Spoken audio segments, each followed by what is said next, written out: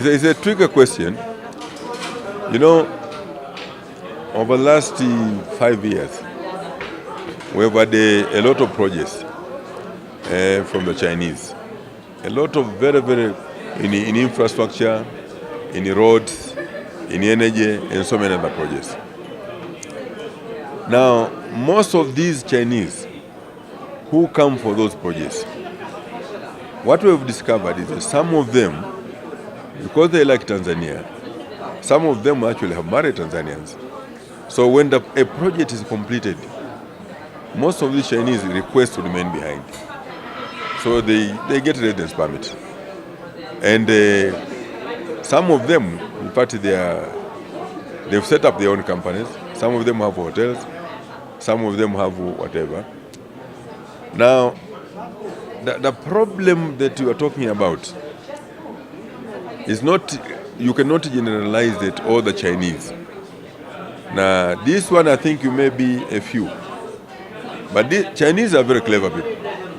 You may have just 5 of them, but because they work 24 hours, and Tanzanians are used to working 8 hours, so they may take 8 times the business of those Tanzanians.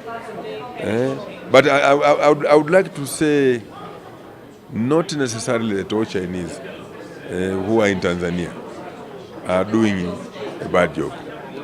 Most Chinese who are in Tanzania today, you may have probably even more than 20,000. They are involved in different projects. Now, but these projects, there's nothing I can do as Minister of Finance. You advertise the project internationally. Contractors quote internationally. Now, a contractor from North America, the engineers will stay at Kilimanjaro. Each one of them will be paid $10,000 a month. And these costs are imputed in the tender price. The Chinese, except for the boss, will have a room. The rest of those people will say, go down at $400 to $500. Now you compare $400 to $500, the boss will get $500, the rest of them $400, and these costs are imputed in the tender. So the labor costs, overhead charges and everything are minimum. The Chinese will win the contract. Now, once you win the contract, these people have to be brought in. They finish the contract, they win another contract. But those ones who are married are Tanzanians, or some of them who have been married by Tanzanians. What do you expect them to do? To go back to Guangzhou? No.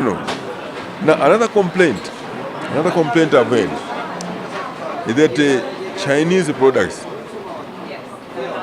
are poor in quality. I've been to China several times. China can sell you the most expensive silk in this world. And in China, you can get the cheapest silk in the world. The traders in Dar es Salaam, they are the ones who go to China, to Guangzhou, to buy less expensive material. If they can buy, you go to Washington, go to New York. There's stuff in the supermarkets, in the malls, which is made from China. Go to Marks and Spencer. I was living in London. There's stuff in Marks and Spencer which is made from China. Is it cheap material? No.